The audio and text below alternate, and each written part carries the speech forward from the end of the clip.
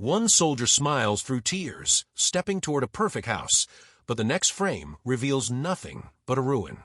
A monster roars as it dies, only for us to realize, in another blink, that it was never a monster at all. And somewhere deep underground, a woman whispers, "They made you see us this way." Welcome to one of the most unsettling episodes in the Black Mirror universe, Men Against Fire. A story where bullets are cheap, memory is programmable, and empathy is just another obstacle in warfare. In a near-future world plagued by biological threats, soldiers are equipped with neural implants that enhance vision, suppress fear, and simplify combat decisions. Their mission is clear: eliminate mutated humanoid creatures known as roaches. But when one soldier's implant begins to malfunction, he starts to see the battlefield differently and realizes that the enemy may not be who he thought. It begins like a typical military sci-fi: high-tech weapons, loyal soldiers, clear enemies. But as the mass implant glitches, so does the moral certainty of this world. What if your eyes lied to you? What if your noble kill count was just a genocidal algorithm? Men Against Fire has long been overshadowed by fan-favorite episodes like San Junipero or Nosedive. But that's precisely what makes it dangerous. Its brilliance lies in how easily it could be ignored. This isn't just a war story. This is a cautionary tale of how easy it is to kill once you stop seeing the other as human. And here's the twist: it's not about whether you'd pull the trigger. It's about how many illusions you'd accept just to believe you're still a good person. Charlie Brooker didn't write Men Against Fire to predict the future. He wrote it because the future was already here. Inspired by real psychological studies of warfare, Brooker referenced S.L.A. Marshall's controversial research that showed most World War II soldiers deliberately missed shots because they couldn't bear to kill. From this chilling revelation, the idea of a neural implant, one that could literally delete empathy, was born. Director Jacob Verbruggen, known for The Fall and House of Cards, brought this nightmare to life with a minimalist, almost sterile palette. The visual language of Men Against Fire is not post-apocalyptic grunge. It's sanitized dystopia, where extermination is clean, data-driven, and terrifyingly quiet. But behind the lens, the production was chaotic. Early drafts of the script depicted the roaches, with more monstrous traits, complete with prosthetics and gore. It was Netflix's production freedom that allowed Brooker to pivot away from horror tropes and lean fully into psychological sci-fi, a war not of bullets but of beliefs. In an early script leak, the final scene had Stripe killing Arquette and escaping, but test screenings revealed that catharsis diluted the message. So they rewrote it. Stripe doesn't escape. He forgets. And that's the point. Men Against Fire doesn't offer redemption. It offers a simulation of redemption, just like the system it critiques. One of the most chilling tools in Men Against Fire is not a weapon, it's the camera itself. Director Jacob Verbruggen designs the mass interface not as a sci-fi overlay, but as a militarized Instagram filter: clean fonts, subtle UI, emotionally sterile. When the implant functions correctly, colors are desaturated, faces are distorted, and screams are flattened into digital noise. But the real genius lies in the shift. When Stripe's mass glitches, warm hues return. We hear crying, coughing, begging, real human sounds. The contrast is surgical. We don't just see Stripe's disillusionment, we feel it. In one standout scene, the camera lingers on a child's terrified eyes, then cuts to Stripe's HUD, where the same child appears monstrous. That one cut punches harder than any gunshot. It forces us to confront how much of our reality is curated. Stripe isn't a hero. He's a proxy. His arc doesn't start with courage, it starts with compliance. He kills with ease. He flirts with the dream. He believes in the system. But the glitch forces him to see. And once seen, truth cannot be unseen. His arc is tightly written. Every kill earns him a dream reward. Every glitch removes a layer of illusion. By the time he sees a mother shielding her child, his transformation is complete. He is no longer a soldier. He is a witness. In many ways, Stripe is not breaking free. He's relapsing into humanity. Calling the victims roaches isn't just dehumanization. It's historical callback. The Nazis called Jews vermin. Rwandan radio called the Tutsis cockroaches before the genocide. Language paves the path to atrocity. The mass system does more than filter visuals, it filters ethics. It gives soldiers a moral bypass chip. One overlooked symbol is the green light flash used by the roach. It's not just a plot device, it's a visual metaphor for revelation. Green, often linked to life and truth, becomes the signal that reboots Stripe's humanity. Men Against Fire isn't told in a straight line. It's told in a descending spiral. Each scene strips away one more layer of illusion. The narrative structure mirrors a psychological deconditioning process. At first, Stripe is embedded in a stable world, mission briefings, targets, victories. But every subsequent scene disturbs the pattern. Odd dreams, glitches, a civilian's plea. It's designed like a therapy session gone wrong. The climax doesn't come from action, it comes from realization. When Stripe sees a child's human face, the war is over. Not on the battlefield, but inside his perception. The final twist is not that he chooses to forget, but that he asks to. Jacob Verbruggen isn't new to bleak drama. His direction in The Fall trained him in slow dread and moral ambiguity. But in Men Against Fire, he sharpens that into institutional horror. One signature Verbruggen technique, framing as alienation. Many key shots place Stripe at the edge of the frame or isolate him in vast symmetrical compositions. He's visually dislocated even before his mental breakdown begins. Another hallmark, the absence of music in moral moments. When Stripe discovers the truth, there's no score. Just silence. That silence feels louder than any explosion. Men Against Fire has sharply divided scholars and critics. Some praise its clarity, a scalpel to the conscience, wrote The Guardian. Others, like Vulture, called it too on the nose. They argue that the moral was handed too easily, no room for interpretation. But perhaps that's the point. The episode doesn't offer metaphors, it offers mirrors. And what we see reflected isn't pretty, how willing we are to kill if only someone edits the footage. Academic journals have since used mass as shorthand for trauma denial systems, tools designed not to help us process pain, but to help us pretend it never happened. The violence in Men Against Fire isn't chaotic, it's meticulously designed. The mass system isn't malfunctioning, it's working exactly as intended. This is a system built not to kill more efficiently, but to kill without resistance.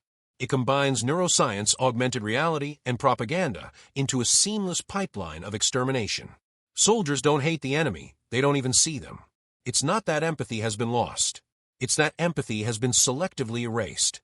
This aligns with real-world military research, DARPA-funded studies into emotion regulation during combat, drone interface designs that reduce operator fatigue, and even facial recognition systems that classify targets based on threat probability scores. Stripe doesn't lose a war. He loses his coordinates of reality. The drama of Men Against Fire isn't will he kill again. It's will he accept the lie again. His final decision to erase memory isn't surrender to the military, it's a surrender to peace of mind. He chooses illusion not because he's evil, but because the truth is unbearable. This reveals a disturbing tension at the heart of modern ethics. When truth becomes a trauma, is delusion a mercy? On the surface, Men Against Fire is science fiction. But every one of its elements is borrowed from real atrocities. Eugenics, echoes of Nazi T4 programs, propaganda filters, used in Rwandan radio broadcasts, memory erasure, psychological reframing in military rehabilitation. The mass system is a metaphor, but it's also a model. Stripe is not just one soldier. He's anyone living inside an ideological filter, fed by data streams that show curated enemies, simplified threats, and sterilized violence. The question isn't whether you have a mass chip. It's, what do you choose not to see? When Men Against Fire aired, it didn't ignite mass acclaim like San Junipero. But in niche circles, academic, activist, military ethics forums, it triggered alarms. Some soldiers who had served in drone units said it echoed the dissociation they experienced. Psychologists debated whether mass could be seen as a dramatized version of compartmentalization, a mental firewall between action and conscience. Even in online forums, viewers reported feeling disturbed but not surprised. That phrase captures the essence of modern dystopia. We saw this coming, and we let it. One Redditor wrote, "This episode didn't predict the future. It just showed us our present in sharper focus." The tragedy of Men Against Fire is not that soldiers kill. It's that the system is designed to require them to kill without guilt. Arquette is not a villain in the traditional sense. He is disturbingly calm, precise, even kind. His job isn't to punish, but to maintain the machine. And Stripe? He's not absolved, but he's not autonomous either. The episode masterfully avoids scapegoating. It asks, if no one feels like they're doing wrong, but wrong is being done anyway, where does morality go? Where does Men Against Fire draw its most disturbing line? Not at violence, not at eugenics, but at consent. Stripe had to agree to have his memory erased. That one line, that checkbox, gives the system ethical cover. It's bureaucracy in moral warfare. If it's signed, it's sanctioned. But consent without understanding is not choice. It's manipulation. The most terrifying part of the episode isn't the killing. It's that every atrocity was legal. In Men Against Fire, the mass system is a chip in the brain. In our world, it's the phone in your hand. Facial recognition algorithms already assign threat scores to individuals. Social media algorithms filter what we see, whom we empathize with, and even what we define as news. Mass surveillance platforms like Palantir predict pre-crimes based on data patterns. You don't need a neural implant to live in an illusion, you just need Wi-Fi. In a 2023 DARPA white paper, the phrase augmented cognition environments was used to describe battlefield decision-making systems eerily close to mass. The episode doesn't end with revolution. It ends with compliance. That's the warning. So what's the countermeasure? Some ethicists propose consent transparency in all algorithmic interfaces, making manipulation visible. Others push for psychological resilience training, teaching users to recognize when their perception is being steered. And a few, the most radical, say we need digital conscientious objectors, people who refuse to participate in systems that strip others of their humanity. Stripe didn't fail because he was weak. He failed because he had no community to resist with. Stripe weeps not because he remembers. He weeps because somewhere deep inside, a part of him refuses to forget. That flicker, that glitch, is what makes him human. In the face of digital control, algorithmic empathy, and outsourced morality, Men Against Fire reminds us that resistance doesn't always come with speeches. Sometimes it's just a tear. And sometimes that's enough to start a revolution. Unlike meme factories like Nosedive or the techno-romance of San Junipero, Men Against Fire spawned a different kind of impact, quiet, academic, viral among the vigilant. Psychology journals use mass syndrome as shorthand for induced moral dissociation. The phrase roach logic appears in Reddit threads and activist essays describing political propaganda that justifies dehumanization. A military ethics course at West Point now includes this episode as required viewing. It didn't generate memes. It generated footnotes, and that's how it infects slow and deep.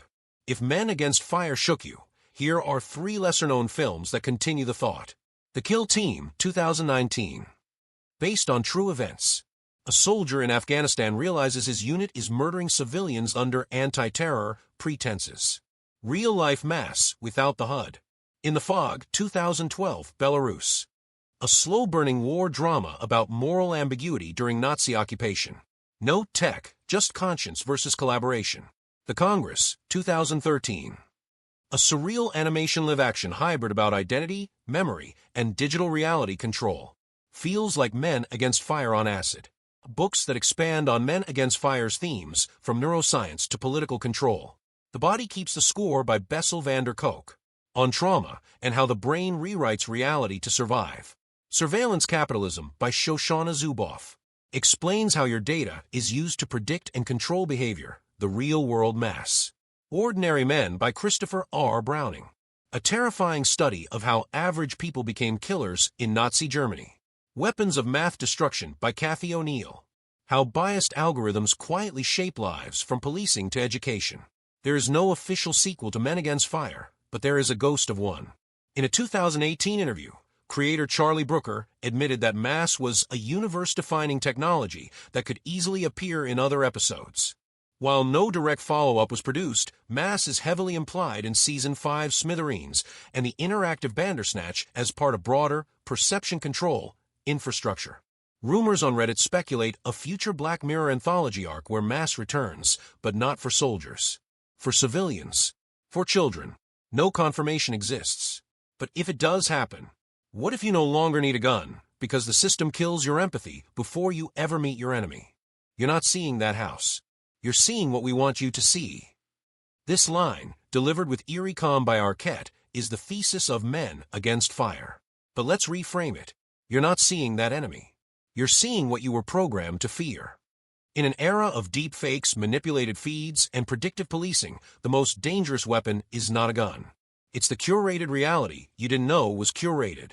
Let's ask the impossible. What if Stripe had chosen to remember? What if he walked out of that cell, carrying the full horror with him?